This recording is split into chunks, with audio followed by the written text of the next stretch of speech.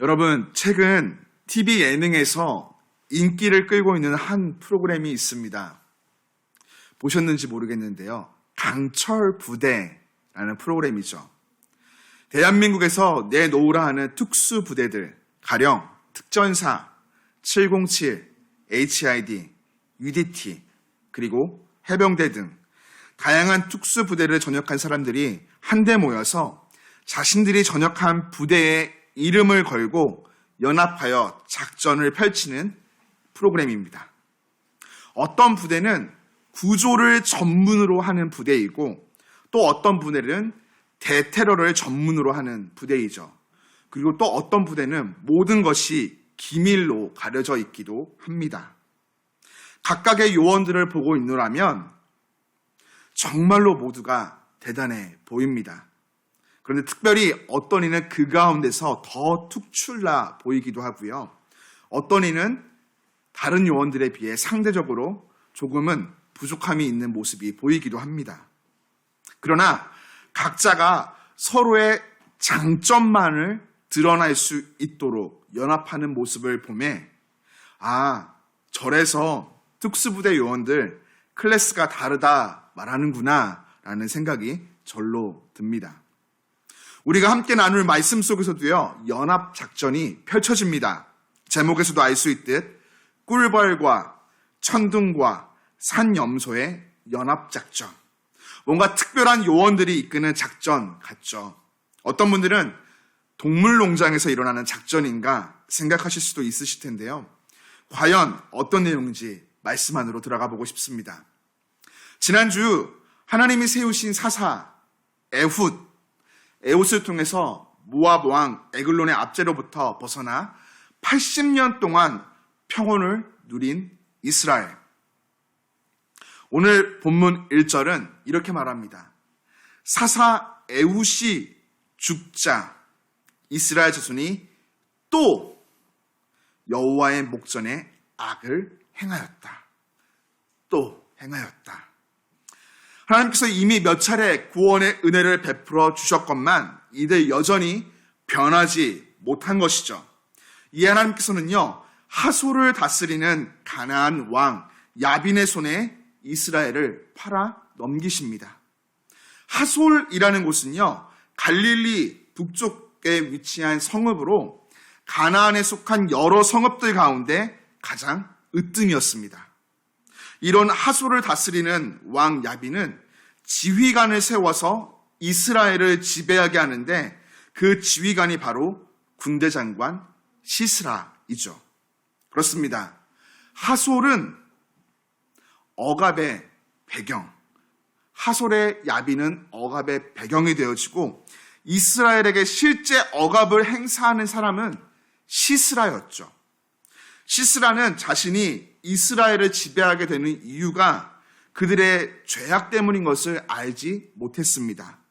그는 자신이 잘나서 이스라엘을 지배하고 있다 착각하며 더욱 이스라엘을 혹독하게 압제했죠. 20년 동안 억압받은 이스라엘, 드디어 하나님께 울부짖습니다. 20년이면 지금까지 당한 이방인의 억압 중에서 가장 긴 기간입니다. 게다가 오늘 사사기 저자는요, 하솔의 왕 야빈이 철병거 900대를 가지고 있었다는 정보를 기록하므로 이스라엘이 받는 억압의 정도가 매우 심각한 상태였음을 강조하죠.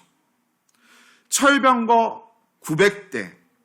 고대 사회에서 철병거는 적의 진지나 방어력을 무너뜨리고 도망하는 적들을 쫓아가 살육하는 당시 최첨단 공격무기, 살인병기였습니다. 문헌에 따르면 당시 최강을 자랑하는 이집트 군대가 보유했던 병거의 수가 약 1200대였다고 합니다. 이집트가 가진 병거가 1200대인 것이죠. 그런데 가나안의 한 성읍을 다스리는 왕에게 900대의 철병거가 있었다는 것은요, 그가 실로 엄청난 힘을 가지고 있었다는 것을 증명하여 보여주는 것입니다. 이런 야빈에게, 이스라엘에게 이런 야벤에게 억압받고 있는 이스라엘, 이들에게 유일한 소망은 하나님께 울부짖는 것이었습니다. 사사기를 통해 보여지는 이스라엘, 하나님 앞에서 은혜를 잊은 채 일관된 모습으로 악을 행하죠. 그리고 그 앞에서 하나님은 반복적으로 자비의 은혜를 베풀어 주십니다. 일관적으로 악을 행하는 이스라엘. 그 앞에 자비를 베풀어 주시는 하나님. 근데 하나님은요, 매번 정말 놀랍도록 창의적인 방법으로 이스라엘을 구원해 주십니다. 뭐 하나도 부족한 모습을 찾아볼 수 없었던 사사 온니엘, 사회에서 인정받지 못하는 아웃사이더 사사 왼손잡이 에훗, 하찮은 도구인 소를 모는 막대기로 블레셋을 물리친 삼갈, 그리고 이들에 이어서 하나님은 오늘 누구도 예상하지 못한 사람들을 세워 구원의 은혜를 이스라엘에게 베푸시죠. 하나님께서 이스라엘을 위해 세우신 구원자는요, 바로 여사사 드보라입니다. 그리고 하나님께서 드보라와 연합하여 구원의 사역을 이룰 바락과 야훼를 미리 준비시키십니다. 드보라는요, 우리가 잘 알고 있듯이 사사이기에 앞서서 백성들에게 존경받던 선지자였습니다. 선지자. 하나님과 맺은 언약을 잊지 않도록 백성들에게 상기시켜주고 말씀을 따라 어떻게 살아가야 하는지를 가르치던 사람이 바로 선지자이죠. 드보라는요, 하나님이 세우신 선지자로서 자신의 부르심 앞에 충실했을 뿐만 아니라 자기 소견에 옳은 대로 행동하던 이스라엘을 공의와 정의로 판결하는 재판장의 역할도 온전히 감당하였습니다. 이런 그녀를 가리켜 성경은 이렇게 소개합니다. 뭐라고 소개합니까? 랍비돗의 아내 여선지자 드보라. 랍비돗은 그의 남편으로 횃불이라는 뜻을 가지고 있습니다. 그리고 그의 아내 드보라는요, 꿀벌이라는 이름의 뜻을 가지고 있죠.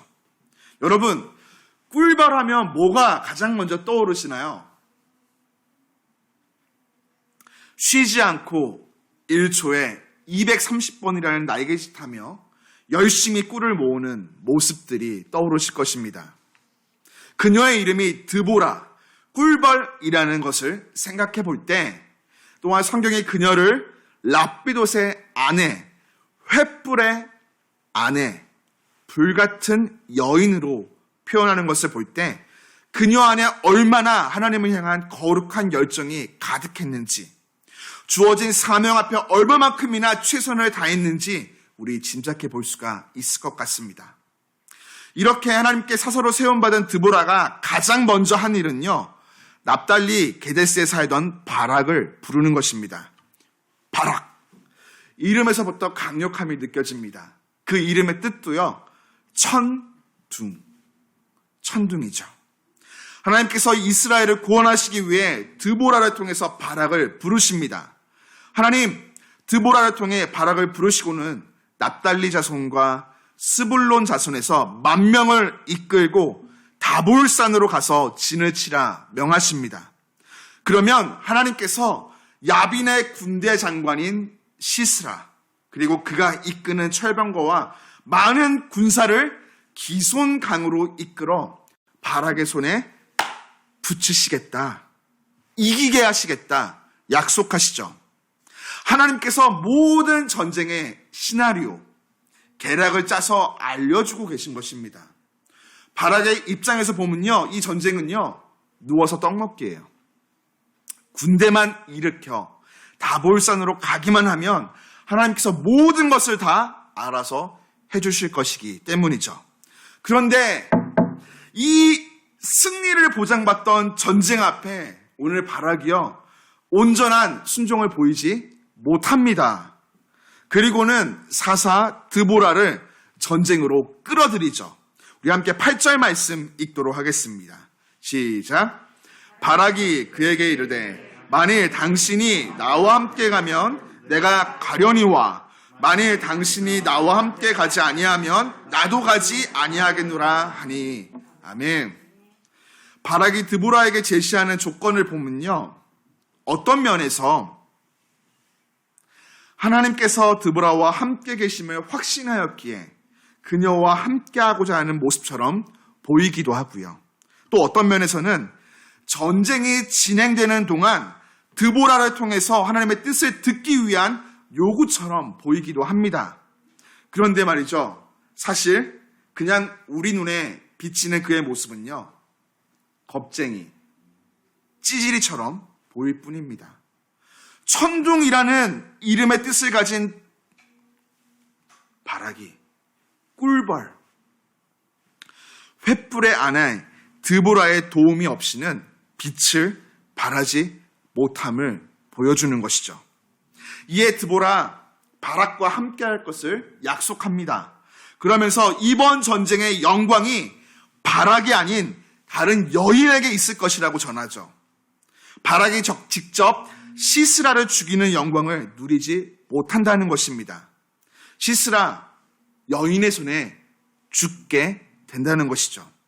이 여인 과연 누구일까요? 성경은 이 질문 앞에 함구합니다. 그리고 바락이 드보라와 함께 10,000명의 군사를 일으켜 다볼산으로 올라갔다 전하죠. 바락이 대군을 이끌고 다볼산으로 올라갔다는 소식을 들은 시스라, 곧 조치를 취합니다. 그 유명한 900대의 철병거를 포함하여서 전 병력을 기손 강가로 이동시키는 것이죠. 시스라, 아마도 별 어려움 없이 바락과 드보라의 군대, 이스라엘의 군대를 물리칠 것이라고 기대했을 것입니다. 당연하죠. 철병거가 900대나 있는데요. 그래서일까요? 그 앞에 바락, 주춤거립니다. 머뭇거리는 거죠. 이에 드보라가 말합니다. 일어나라. 이는 여호와께서 시스라를 너의 손에 넘겨주신 날이라. 여호와께서 너의 앞서가 나가지 아니하시느냐? 바락에게 외치며 전쟁의 자리로 나갈 것을 명령합니다. 그제서야 바락, 그의 부하들과 함께 다볼산으로 달려 내려가죠. 우여곡절 끝에 하나님께 순종한 바락. 여러분, 바락이 이끄는 군대는 세상 눈으로 보기에 시스라의 철병거 900대와 상대가 안 됩니다. 그러나 영적인 눈을 열어보면 바락의 군대보다 앞서 나가시는 여호와의 군대가 함께하고 있음을 우리는 보게 되어지죠. 시스라의 군대가 아무리 강할지라도 바락을 이끄시는 하나님 앞에서는 상대가 되지 않는다는 것입니다. 그렇습니다. 자기 병거에서 안전하다 자신하던 시스라, 결국 병거를 버렸고 그의 전군은 다 칼에 전멸합니다. 승리가 코앞에 있는 상황. 이제 남은 것은요, 바락이 도망가는 시스라를 잡아 죽이는 것이죠. 그러나 바락이 시스라를 수중에 넣었을 때 그는 이미 죽어 있었습니다. 드보라가 전한 말, 영광이 여인에게 있을 것이다. 예상하지 못했던 하나님이 세우신 한 여인이 있었기 때문이죠. 산 염소, 다른 표현으로는 야생 염소라는 이름의 뜻을 가진 야엘이 하나님께서 준비시켜 놓은 여인이었습니다. 오늘 우리가 함께 본문을 읽다 보면요, 여기 왜 이런 구절이 들어가 있지? 생각되는 부분이 있습니다. 바로 11절이죠. 함께 11절 말씀을 읽어보도록 하겠습니다. 함께 읽습니다. 모세의 장인 호밥의 자손 중 겐사람 헤벨이 자기 족속을 떠나 게데스에 가까운 사하나님 상수리 나무 곁에 이르러 장막을 쳤더라. 아멘. 전쟁 이야기에 굳이 들어가지 않아도 되는 내용이 들어가 있습니다. 그런데 말이죠. 성경에는 그냥 의미 없이 기록된 말씀이 단 한 구절도 없습니다. 분명한 이유가 있는 것이죠. 하나님의 섭리가 담겨 있다라는 것입니다. 전쟁에 있기 전 모세의 장인 호밥의 자손 중 헤벨이라는 사람이 때마침 자기 족속을 떠나 게데스 인근에 장막을 칩니다. 헤벨은요, 하솔 왕 야빈과 동맹 사이였죠. 전쟁에서 죽게 되어 도망치고 있는 시스라, 누굴 찾을까요?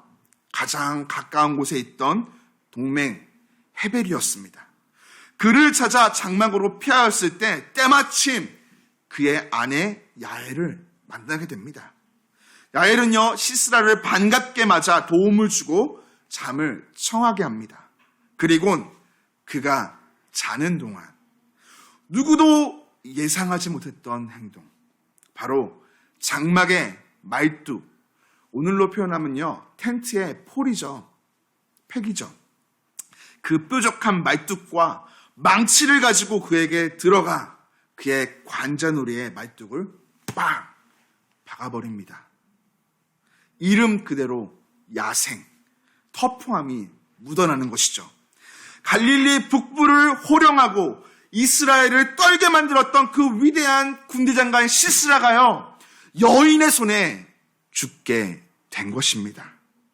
이를 통해 가나안 야빈은 이스라엘 앞에 굴복하게 되고, 오늘 우리가 읽지 않았지만 5장 끝부분에 보면요, 40년 동안 이스라엘이 평온을 누리게 되었다, 성경이 기록합니다. 그렇습니다. 오늘 사사기 4장에 기록되어 있는 이 전쟁의 이야기는요, 그저 그런 사사의 이야기가 결코 아닙니다. 많은 질문을 우리에게 던집니다. 그리고 그 질문 앞에서 우리는 깨달음의 은혜를 발견하게 되죠. 첫 번째 질문. 이스라엘 가운데 드보라와 야엘, 왜 여성들이 일어나 구원의 사역을 완수하였는가입니다. 왜 여성들을 세우셨을까요? 이것은요, 단순히 성차별적인 개념을 말하는 것이 아니죠. 당시 이스라엘은 남성이 주를 이루는 남성 중심의 사회, 다른 표현으로는 가부장적 사회였습니다. 당연히 남성의 리더십이 자리에 있어야 하는데 지금 여성이 리더십의 자리에 있다는 것이죠. 남성이 리더십으로 쓰임받지 못하고 여성 드보라가 지도력을 발휘하고 있다는 것은 당시 사회가 여자라도 나설 수밖에 없는 심각한 상태였다는 것, 매우 무너져 있음을 반증하여 보여주는 것입니다. 랍비돗의 아내 드보라, 헤벨의 아내 야헬, 성경은 이들을 이렇게 부릅니다. 랍비돗의 아내 드보라, 아내 대신 남편 랍비돗이 당연히 횃불처럼 나서야 했는데 성경에서 그의 모습은 어디에도 보이지 않습니다. 랍비돗, 그때 어디서 뭘 하고 있었기에 그의 아내 드보라가 나서야 했을까요? 이런 상황에서 군대의 지휘관인 천둥이라는 바락, 드보라가 가지 않으면 자기도 가지 않겠다 말합니다. 그 시대의 남성의 모습을 보여주는 것이죠. 우여곡절 끝에 바락과 드보라 전쟁에 함께 나가지만 야빈의 군대 장관 시스라를 죽이는 사람은요, 바락이 아닙니다. 헤벨의 아내 야엘이었죠. 헤벨의 아내 야엘, 그녀가 시스라를 죽이는 동안 남편 헤벨은 어디서 무엇을 하고 있었을까요?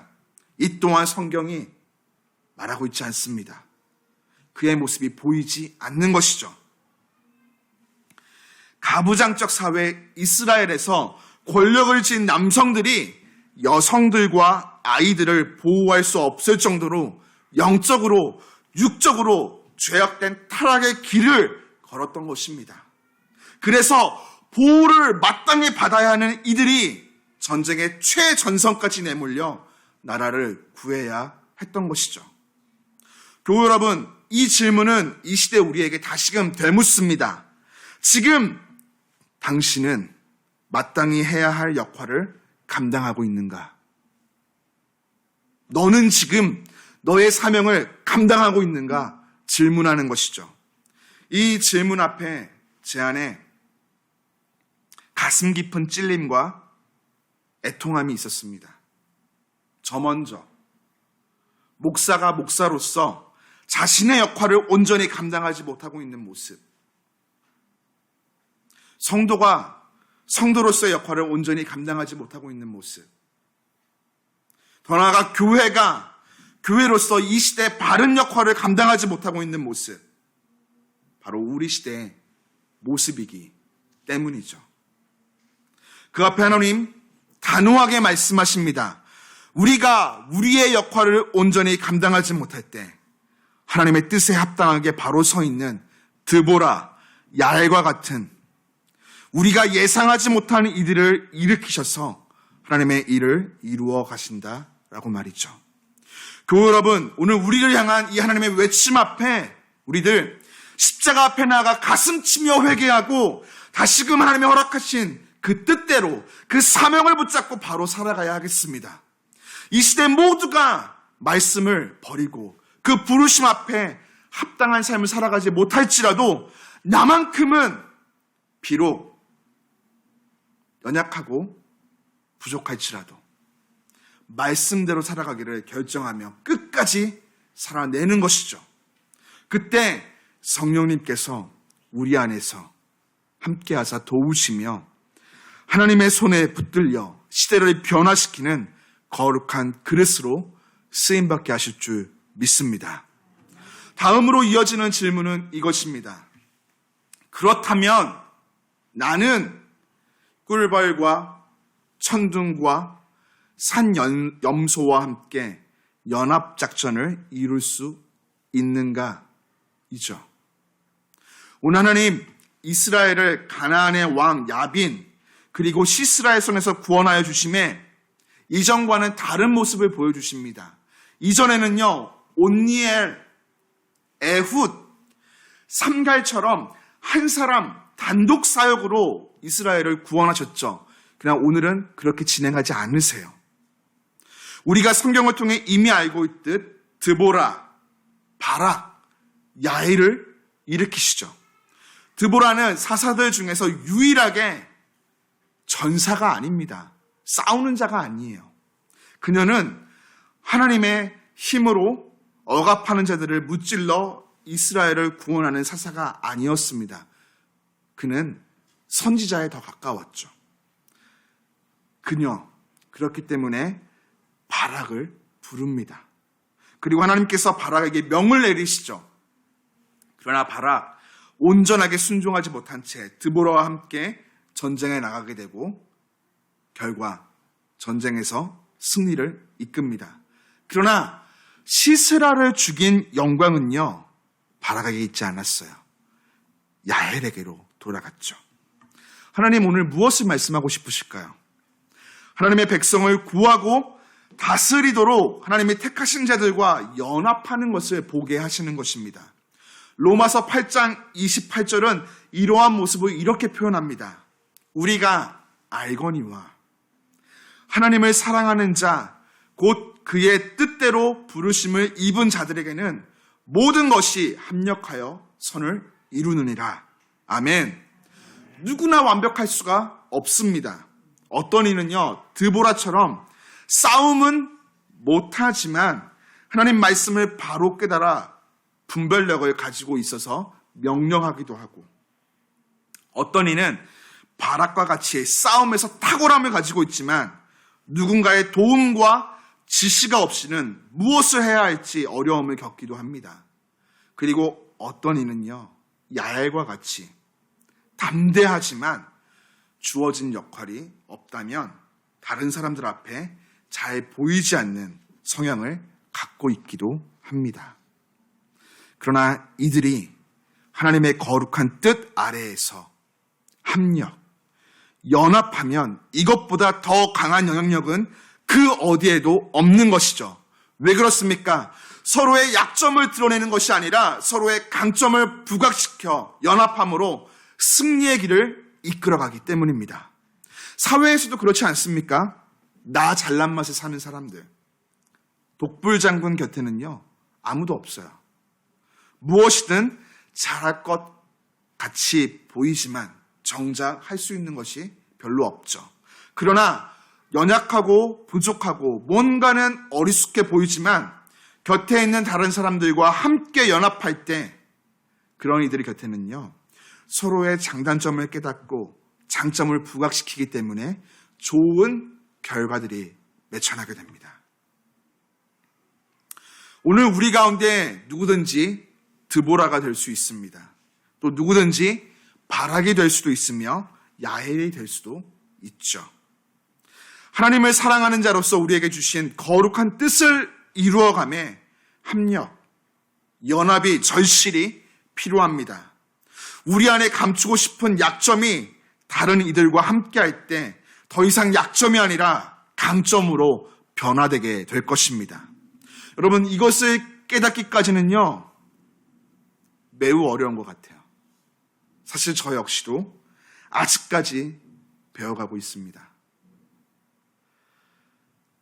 주님은 오늘 우리에게 말씀하십니다. 나를 사랑하느냐? 나의 부르심을 입었느냐? 그렇다면 합력하여 선을 이루어라. 그렇습니다. 무엇으로도 끊을 수 없는 그 십자가의 사랑으로 하나 되어 부르심 앞에 나아가면 하나님께서 선한 열매를 맺도록 역사하여 주신다는 것입니다. 비록 나는 약하고 부족하지만 우리를 부르신 하나님이 완전하시기 때문에 우리를 통해서 선한 열매를 맺게 하신다는 것이죠.